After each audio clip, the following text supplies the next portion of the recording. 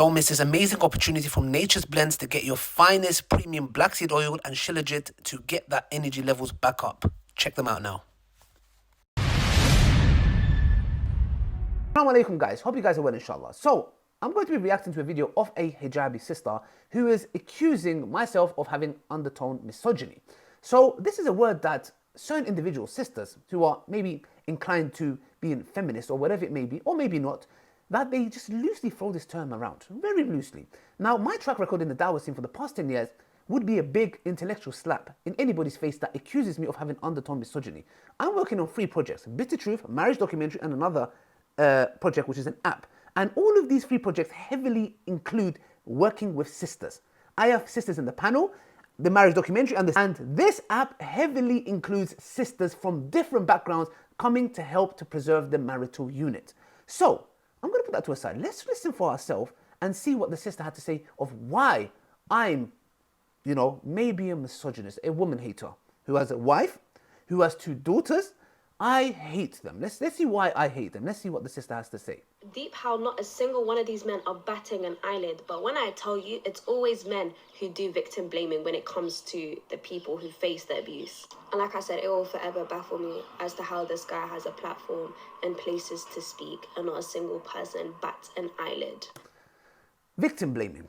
I'll be honest with you, I see a lot of victim blaming from super radical feminist sisters. If a man was to come and say, my wife doesn't do ABC. But what did she do to make her not do that? Okay, if a man was to come and say, my wife cheated on me. You probably didn't give him love enough, or you didn't give her enough love or attention. I don't blame her. This is the sickening attitude, which is the reason why, and I'm not saying the sister, but certain individuals, toxic feminists, are the reason why people like Mahdi are born. And many like Mahdi will be born because of your attitude of always, talking of victim blaming, always blaming the man, or the woman blaming the men, or the men blaming the woman. It's a tit for tat. That's why we have the Quran and Sunnah. That's the reason why I started the Bitter Truth show, not to invite people I agree with, to invite people I disagree with. And here is a statement from Mahdi's own mouth to what I was saying, and he knew I was talking about him, and look what he had to say. You guys are transgressing. When you come to Islam, you'll have a balanced way of being a true man and not trying to go extra miles by posting ridiculous, pathetic stuff that you do to your wife. Overcompensate. Yeah, doing to your wife, like which is dhulm, which I'm not going to get into detail. But that's it. I think there's more to come. Ali, bro, we all know who you're referring to. You're referring to me. Everybody knows. Just say my name, Akhi. There you go, from Mahdi's own mouth. I was talking about him, and guess what? On the Bitter Truth show, I said to his face to face, not behind him, face to face, that yes, I was talking about you. Because I believe that. And I told him to his face, which people didn't watch, that I would never do that. If my wife's giving birth, to just leave it to it. I was, one of the most amazing things that I've experienced is childbirth. Even though I didn't watch my wife give birth, but I was there. So the point is, everybody dismissed that. Let's carry on. Let's see what else the sister has to say. Because this video actually blew up when he posted it. And a lot of people know of his crimes. He openly speaks about it. He has no shame about it. I'm baffled, however, I'm not very much surprised. Now, when it comes... Stop there. I didn't know, I'll be honest with you, I did not know that he admitted to hitting his wife or something. That I did not know. Yeah? Now, if I knew that, would I have invited him? Yes. Why? To challenge him. I invite people not because I agree with them, I disagree with them. There are people in the panel, a couple of them, I disagree. I'll be very honest, I disagree with them. But I'm not going to not invite them to the podcast, because if they are saying something which can be detrimental and they have some kind of an influence, that has to be challenged. I'm not just going to be like, if I came there and said, yeah, you're right, bro, beat your wife up, you go. Yes, don't. When she's giving birth, don't be there. When she needs help cooking, cleaning, never help her. What are you on about? I was actually challenging him. So that, again, which is something, information that I didn't know. But even if I did, I would invite him to challenge him. But let's carry on. The rest of the podcast that was on recently, I laid Dawah. I'm not surprised of anything that came out of his fucking mouth. This is a hijabi. That's why I tell sisters and brothers in general as well. Hijab is not putting a thing around your mouth. Look at the F. Look, you're in a hijab. Now you might be thinking, oh, here we go, being petty here, brother Ali, No. The F word is not a light word. You're observing the hijab and look at what you're saying. And let's see why she's not surprised what came out of my mouth. And by the way, let's see what came out my mouth. But let's watch for a second. This is how you know she didn't even watch the podcast. She watched little clips. Let's see for ourselves. What is it that she's not surprised? I noticed a very long time ago that man has misogynistic undertones in the way that he speaks.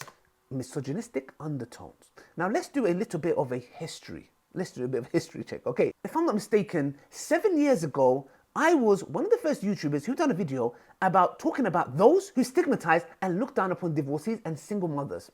And here is a video of that. If I'm not mistaken, about 8 years ago, I done a video of a man who lures women in and uses and abuses them.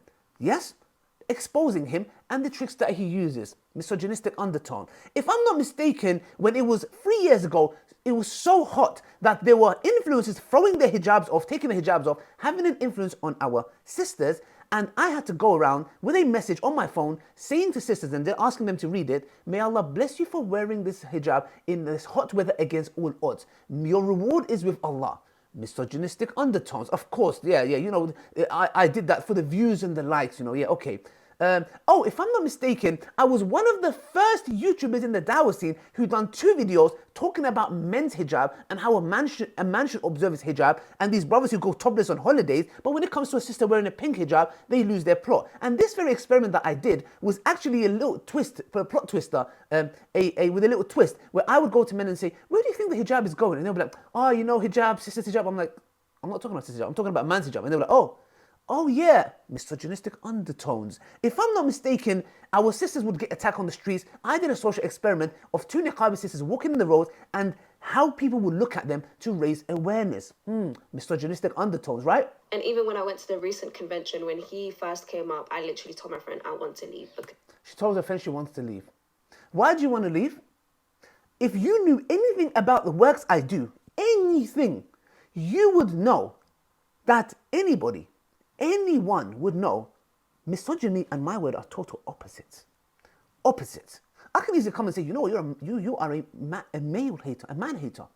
It's easy to throw these words, but it's people like you who give birth to people like Mahdi, because you throw these words loosely. This guy makes me feel very uncomfortable. The way that he speaks, you can tell that he has a dislike towards women. But this is the thing, a lot of you guys are blind to it. And one of my mutuals made a perfect video talking about how a lot of these people do have a bias when they speak. This whole thing of, I went to work, therefore my woman, she must be giving me intimacy, she must be doing this, that for me. First and foremost, that is your obligation. Check this out. This is what I'm saying to my sisters who are watching this. This is why the Red Pill movement exists. Because of sisters like her who undermine and belittle. And you know who she's talking about? She's talking about my recent discussion I had with a toxic, radical feminist who was telling men who are married that they should not be horny. They are guilty for having hormones that make them horny, and they are guilty for asking intimacy from their wife. This woman was saying that we should lower our gaze to our wives. She was saying stuff so crazy. At one point, I had to defend the Islamic rights because she was like, I'll go 50-50. I was like, sister, you don't need to go 50-50. The man has to provide. And she was like, no. And I was like, oh my gosh. So these kind of sisters are the reason why people like Mahdi and the Red Pill exist. Action, reaction, 2 extremes. Very bluntly and openly, yeah? Can you imagine? This is your duty. Work, provide, protect, love, etc. And when you want intimacy, undertoning misogyny. You are out of your mind, sister.